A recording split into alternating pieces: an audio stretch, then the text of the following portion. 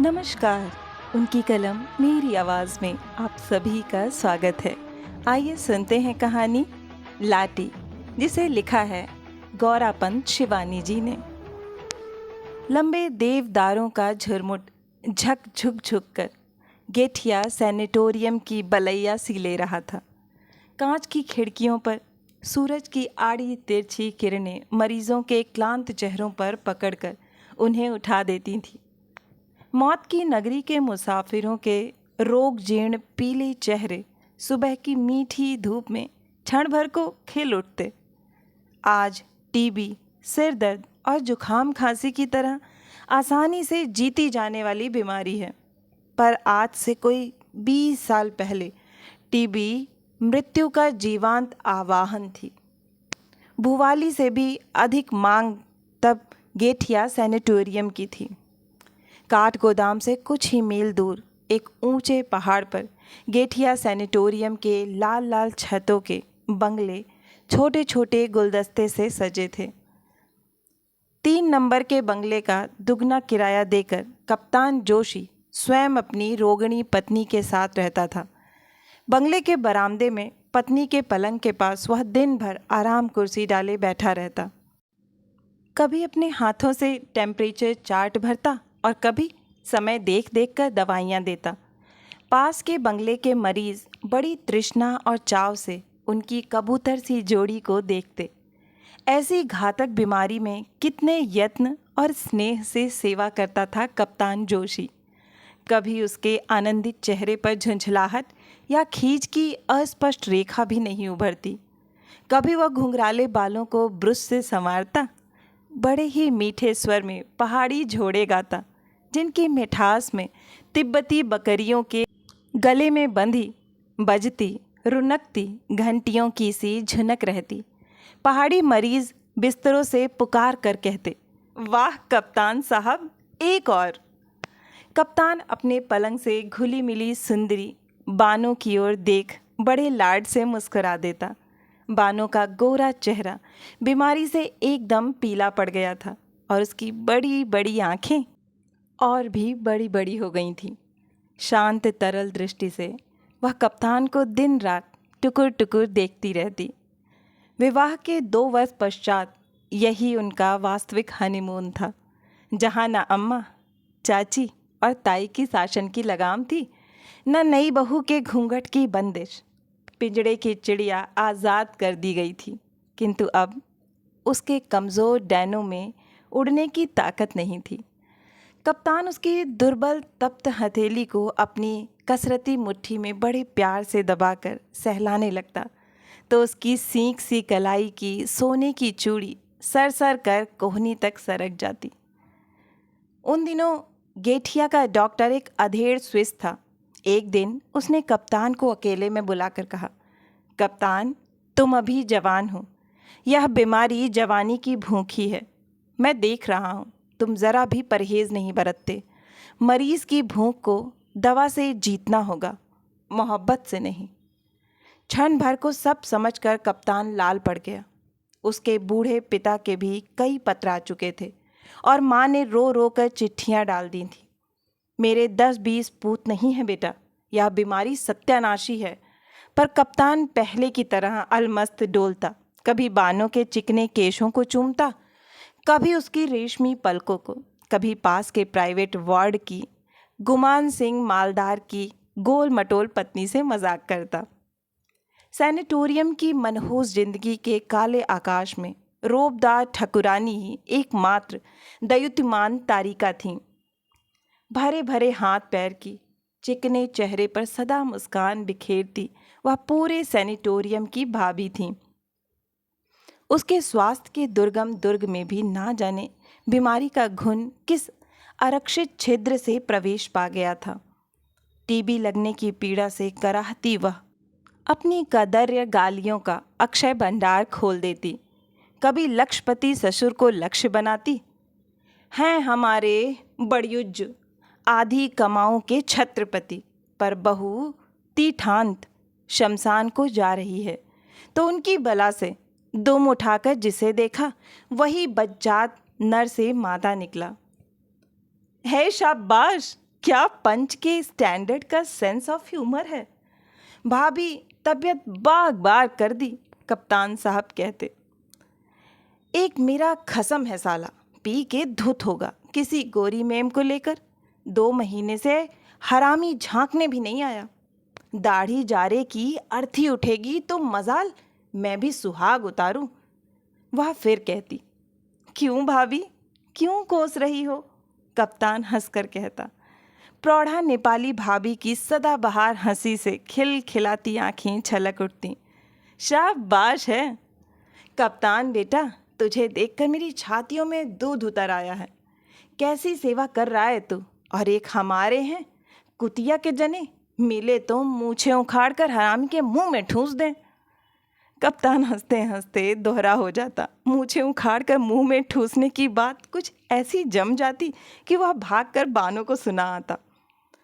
नेपाली भाभी के पति की असंख्य मोटरें अल्मोड़ा नैनीताल को घेरे रहती। चाय के बगीचों का अंत नहीं था, किंतु उनके वैभव में पत्नी के प्रति प्रेम और मोह की बेड़ियां काट दी थीं। 1 वर्ष से वे एक बार भी उसे देखने नहीं आए। एक दिन कप्तान ने देखा नेपाली भाभी की खांसी बहुत ही बढ़ गई है। खांसी का दौरा सा पड़ा और कप्तान भागकर देखने गया तो देखा रक्त के कुंड के बीच नेपाली भाभी की विराट गेहुआ देह निष्प्राण पड़ी थी। पति की मूछों को उसके मुंह में ठूसने का स्वप्न अधूरा ही छोड़कर भाभी चली गई थी।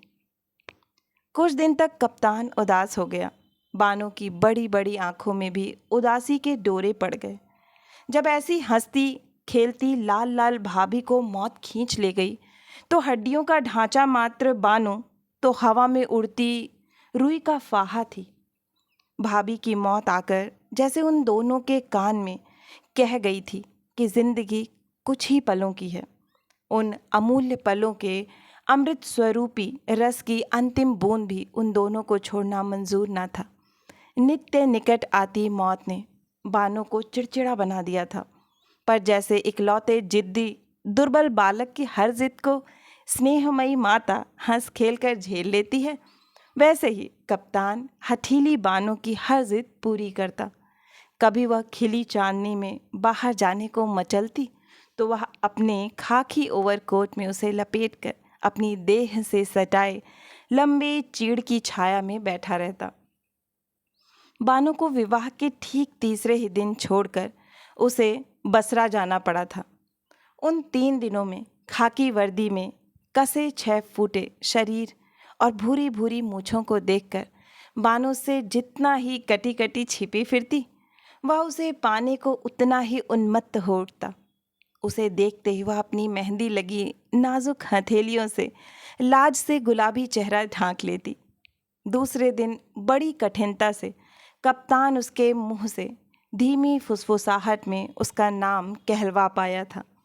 बहुत धीमे स्वर में ही प्रणय निवेदन की भूमिका बांधनी पड़ी थी, क्योंकि पास के कमरे में ही ताऊजी लेटते थे।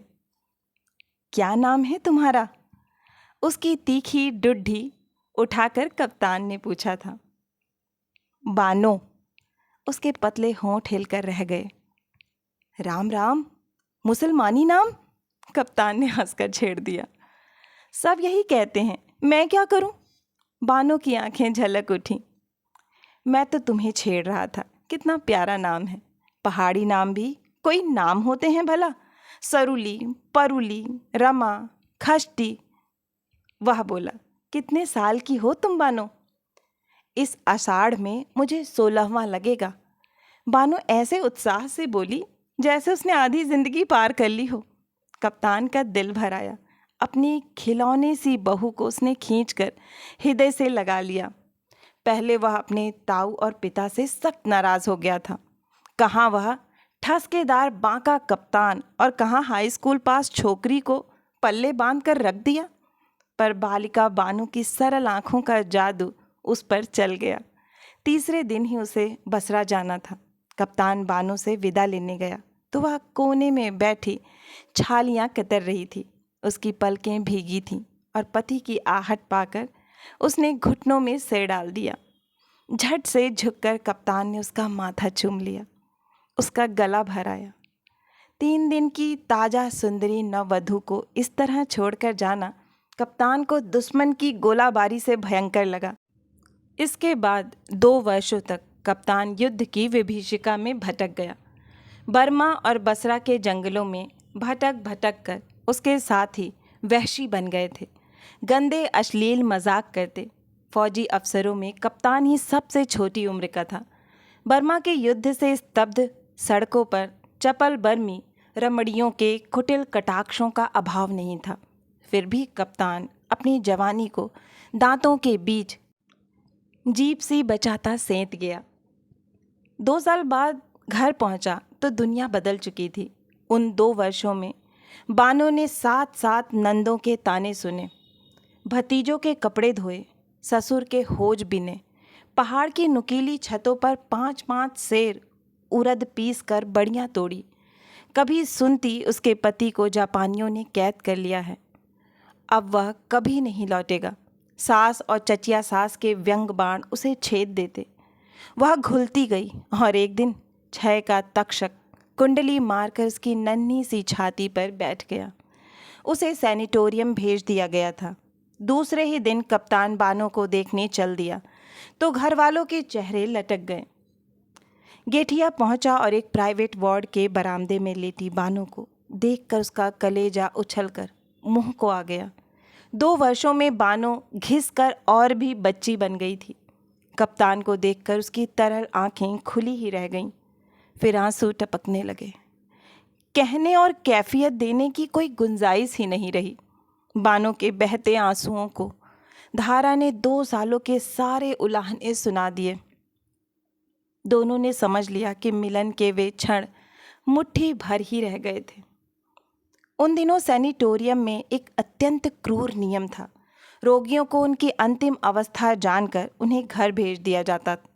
सैनिटोरियम में मृत्यु का प्रवेश सर्वथा निषिद्ध था।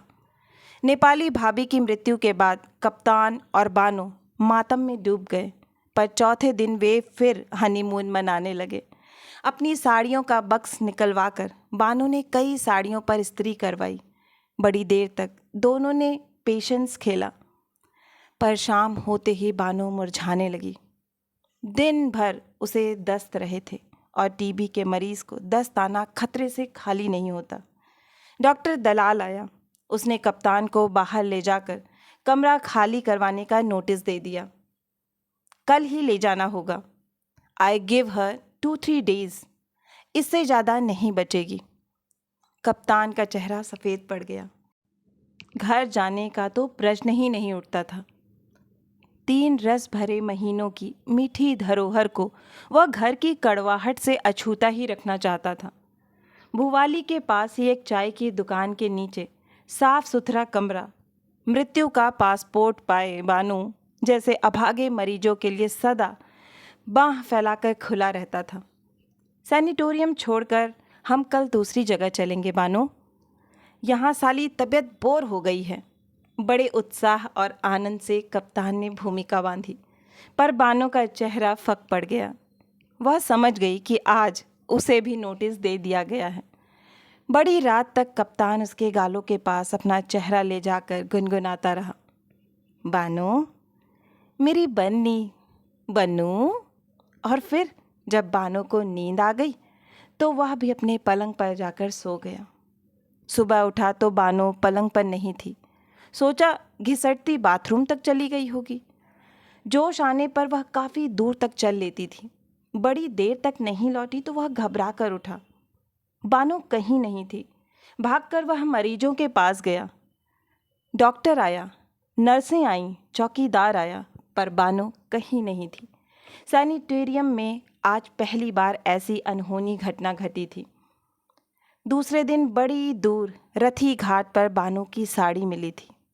मृत्यु के आने से पूर्व वह अभागी स्वयं ही भागकर मृत्यु से मिलने चली गई थी। इसमें कोई संदेह नहीं रहा कि बानो ने डूबकर आत्महत्या कर ली थी। शोक से पागल होकर कप्तान उसकी साड़ी को छाती से चिपटाए फिरता रहा।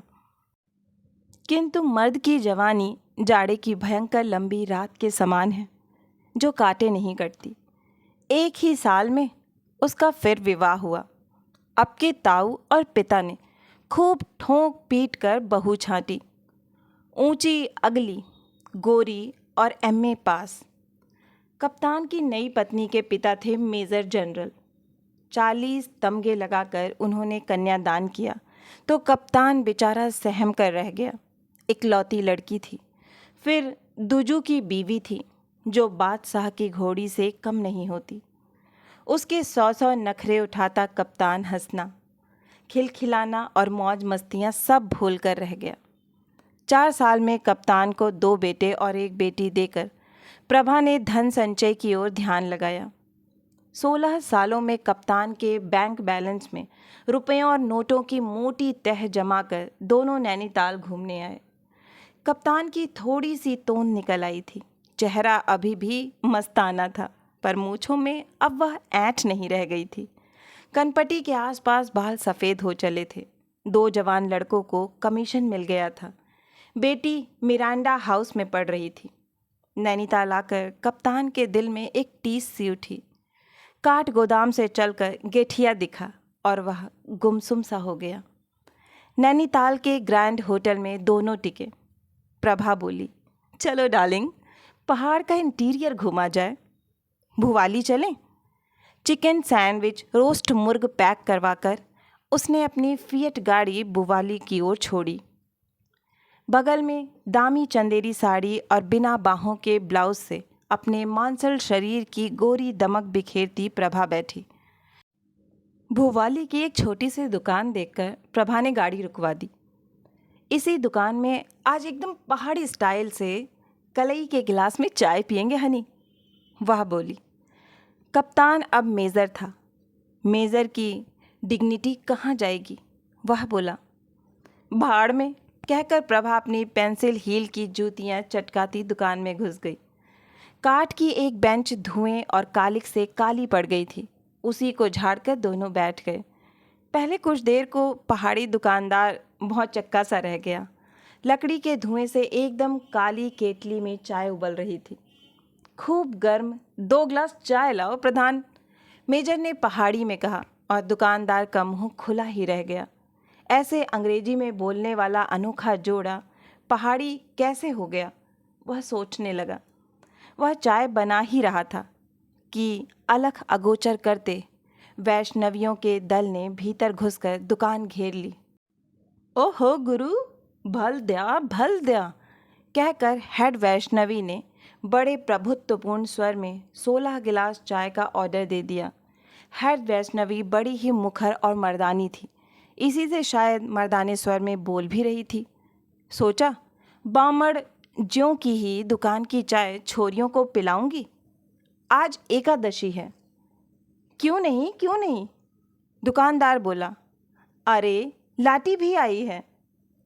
अरे कहाँ जाएगी अभागी, वैष्णवी ने कहा। प्रभा और मेजर की दृष्टि एक साथ ही लाटी पर पड़ी। कुत्सित बूढ़ी अधेड़ वैष्णवियों के बीच देवांगना सी सुंदर लाटी अपनी दाड़िम सी दंत पंक्ति दिखाकर हंस दी। मेजर का शरीर सुन्न पड़ गया, स्वस्थ होकर जैसे साक्षात बानो ही बैठी थी। गालों पर स्वास्थ्य की लालिमा थी।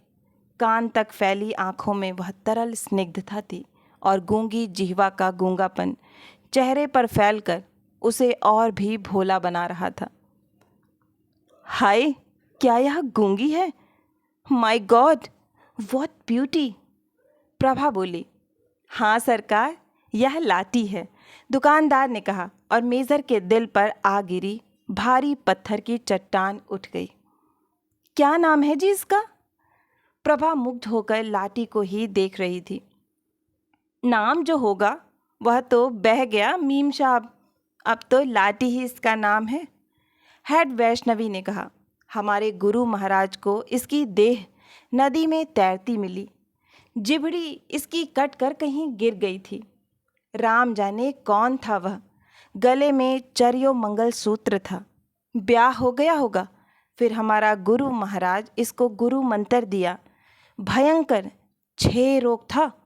एक एक शेर खून उगलता था, पर गुरु का शरण में आया तो सब रोग सोग ठीक हो गया इसका। लाटी जीभ दिखा, धूं धूं कर लाटी ने भुवन मोहिनी हंसी हंस दी, जीभ नहीं दिखाई। कुछ नहीं समझती साली, बस खाती है 2.5 सेर, सब भूल गया, हमारा ऑर्डर भी नहीं मानती। असंतुष्ट स्वर में मर्दानी वैष्णवी बोली। हो माय गॉड, अपने आदमी को भी भूल गई क्या? प्रभा बोली। जो था सो था, इसको कुछ याद नहीं, खाली फिक फिक कर हंसती है हरामी। अब प्रभु इसका मालिक और प्रभु इसका सहारा है। हाँ गुरु, कितना पैसा हुआ?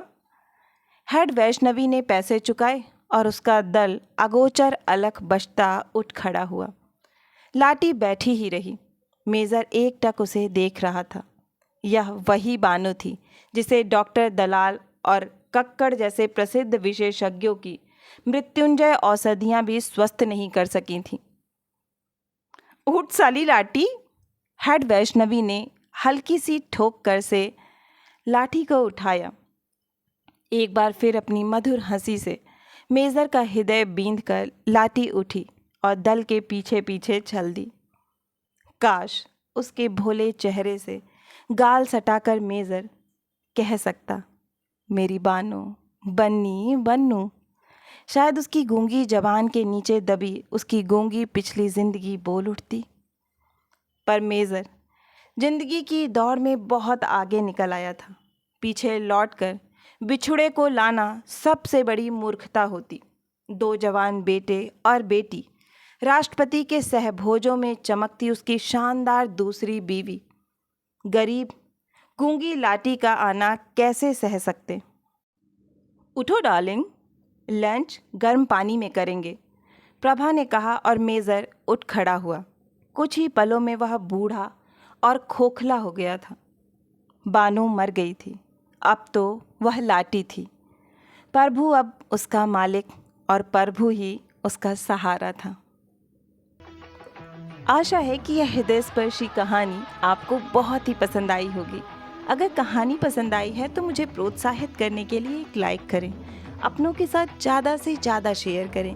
नीचे कमेंट बॉक्स में कमेंट करके बताएं कि आपको कहानी कैसी लगी।